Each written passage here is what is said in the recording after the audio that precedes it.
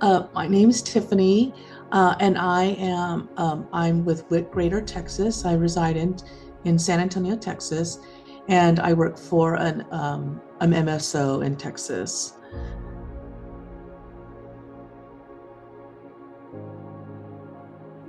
Well, that's a very interesting question because I had so many emotions when I was first watching the film. Um, First off, the very first thing I thought was, wow, I cannot believe that this is still happening in modern times.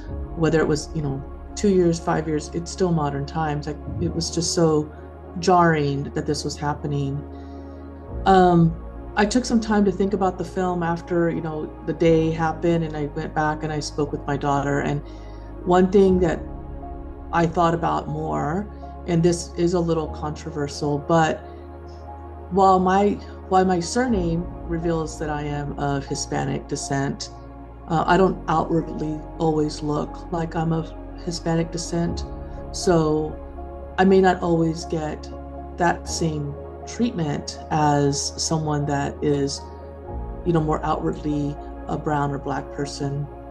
Then I talked to my daughter, who is significantly very Hispanic looking, beautiful long black hair, very dark skin. And she says, Mom, that's not uncommon in my profession. Sometimes you get it. She's a nurse, and she says, I have been asked not to treat people by patients because of who I am, I presume.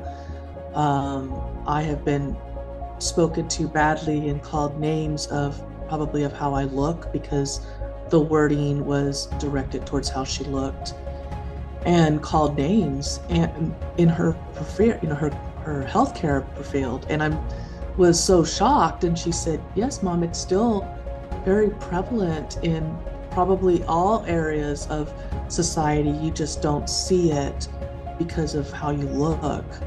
And it was very striking. We had this conversation. It was even more eye-opening because even though I kind of know that, I hadn't heard it from, I guess, in those terms. And it just was very profound to me. It just so eye-opening that this still continues to happen to this day to women of color in all fields. And it just, again, just it struck my heart that it was just so sad. And what do we need to do to change it? What can we do? I want her to watch the film. I said, you need to, what tools can we give you, Maddie, to kind of overcome these things? And she says, it's not just me, Mom, it's women sometimes, but sometimes how they're treated, men, patients, how they'll talk to her. So she's not just that I'm a woman, but I'm a woman of color. And so I get a double whammy sometimes at work, and it just was heartbreaking.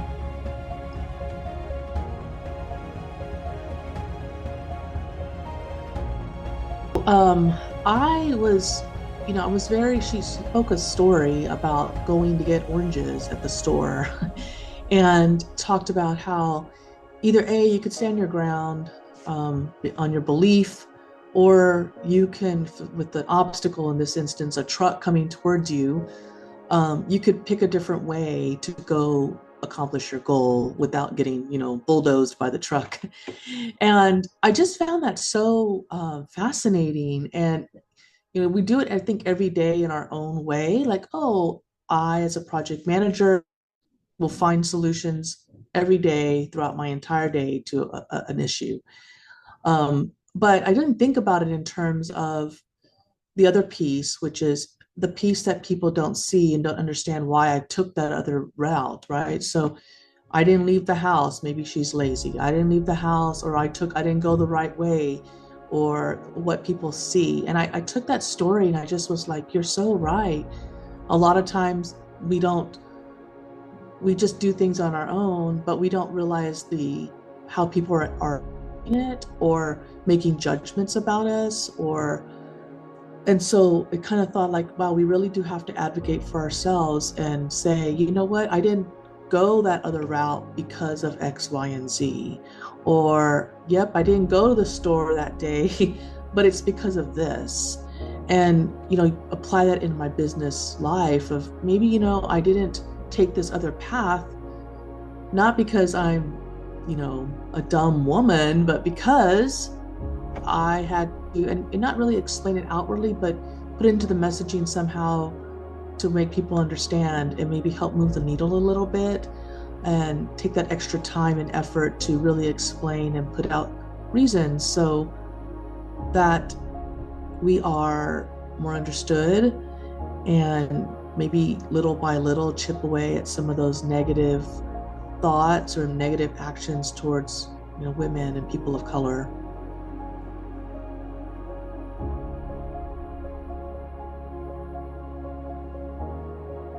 Yeah, absolutely. I really think it matters, one, for the people that are being impacted.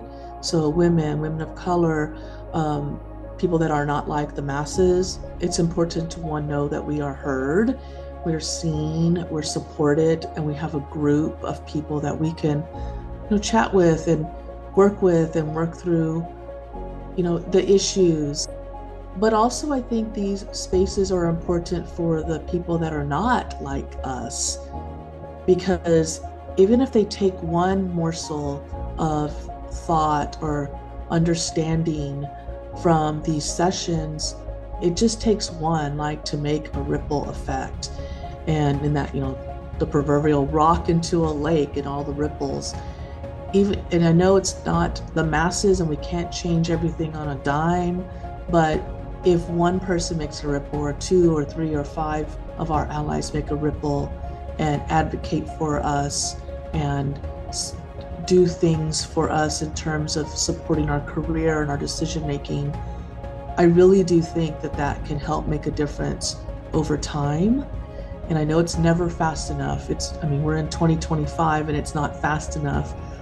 But it's better than nothing. And I know that sounds very archaic in terms of maybe accepting, but it's not. It's knowing how to push the needle and have every single person advocating over time for us. So I do believe it's very important to have these conversations, and not just at our level, but at young levels. So, colleges, and where these thoughts are being, developed, and for their entire lifetime, that that's a good place too, that they need to understand how these comments and situations impact us, and not just us, but the entire society.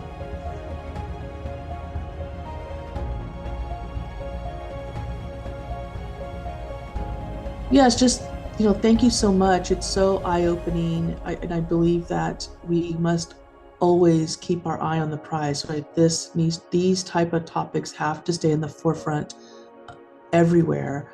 Otherwise, it's easy to forget people that are not like the masses, and not understand their contributions. So thank you.